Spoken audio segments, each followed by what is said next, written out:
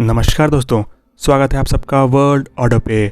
आज की इस वीडियो में मैं आपको बताऊंगा कि क्या है बटरफ्लाई माइन जो एलिजेडली रशिया ने यूज़ किया है यूक्रेन वॉर में।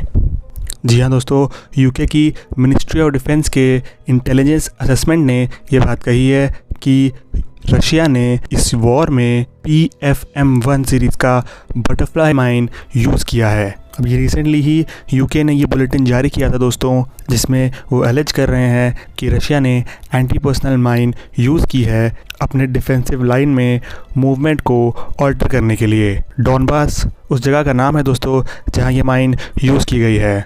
इस बुलेटिन की माने दोस्तों तो इस माइन में इतनी क्षमता है कि ये बहुत सारी कैजुअलिटीज़ पैदा कर सकता है, बोथ मिलिट्री और लोकल सिविल पॉपुलेशन के लिए। यूके की इंटेलिजेंस असेसमेंट ने ये भी कहा है कि ये वेपन इनडिस्क्रिमिनेटरी है और बहुत कंट्रोवर्शियल है। इंटेलिजेंस का कहना है कि यही वेपन रशिया ने सोवियत अफगान वॉर में यूज़ किया था, जिसमें बहुत सारे बच्चों की मौत हो गई, जिन बच्चों ने इस माइन को मिस्टेक कर लिया था एक टॉय के रूप में। चलिए दोस्तों, अब मैं आपको बताता हूँ कि आखिर ये बटरफ्लाई माइन होती क्या है। PFM-1 और PFM-1S ये दो प्रकार की एंटी पर्सनल लैंड माइन्स हैं, जिन्हें कॉमनली बटरफ्लाई माइन्स भी बोला जाता है या फिर ग्रीन पैरेट के नाम से भी ये फेमस हैं। इनका शेप एक बटरफ्लाई की तरह होता है और कलर ग्रीन होता है। अब इन दोनों में डिफरेंस ये है दोस्तों कि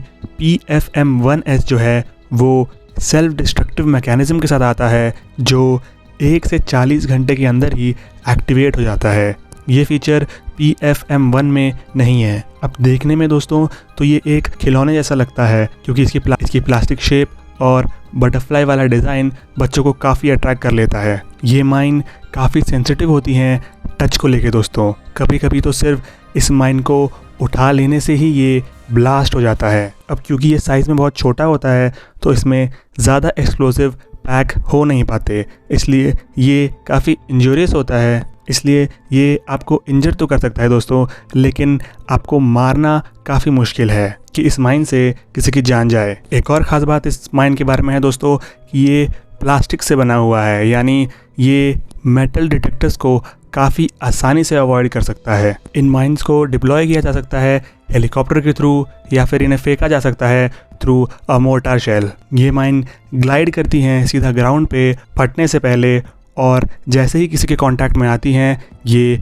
ब्लास्ट हो जाती हैं। चलिए दोस्तों, अब बात करते हैं इस माइन की टेक्निकल एस्पेक्ट्स पे।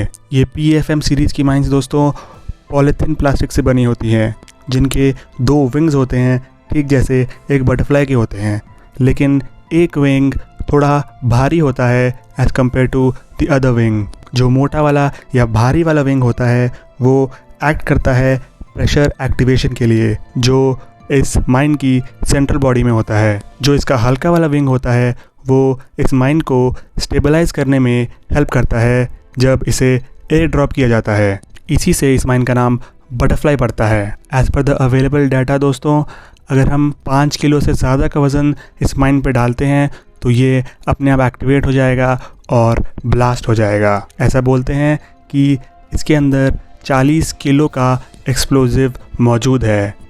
कई डेटा तो हमें ये भी बताते हैं दोस्तों कि अगर आप इसे अपने थंब और 4 फिंगर के बीच में रखते हैं तो भी ये ब्लास्ट हो सकता है। इसका वेट 10 ग्राम के आसपास होता है, इसकी लाइफ 10 साल के आसपास होती है, और ये -40 से लेके +50 डिग्री सेल्सियस तक के टेम्परेचर में सर्वाइव कर सकता है। यही सारे फीचर्स हमें बताते हैं दोस्तों कि ये कितना आधुनिक और ख़तरनाक माइन है। सोवियत अफगान वॉर में इसे बहुत यूज़ किया दोस्तों। कुछ इंटेलिजेंस रिपोर्ट के अकॉर्डिंग दोस्तों कि लगभग 30,000 से ज़्यादा अफगान सोल्जर्स इस माइन की वजह से मारे गए थे। चलिए दोस्तों, अब बात करते हैं कि क्या ये माइन्स अलाउड है इंटरनेशनल लॉ के हिसाब से। तो इसका जवाब है नहीं दोस्तों, ये anti personal mines are banned from international law convention. But point यहाँ पे ये है दोस्तों कि बोथ रशिया और यूक्रेन इस ट्रीटी को नहीं मानते। तो अगर आपने ट्रीटी पे साइन नहीं किया है तो फिर आप उस लॉ के अंडर भी नहीं आएंगे। हालांकि 1996 में एक अमेंडमेंट प्रोटोकॉल हुआ था दोस्तों, जिसके चलते कुछ स्पेसिफिक लैंड माइन्स को डिसअलाउ किया गया था, जिस पे बोथ यूक्रेन और रशिया ने साइन किया था। अब ये जो वॉर चल रहा है दोस्तों, इसमें दोनों ही कंट्रीज़ एक दूसरे पे आरोप लगाती है कि वो बटरफ्लाई माइन का यूज़ कर रहे हैं।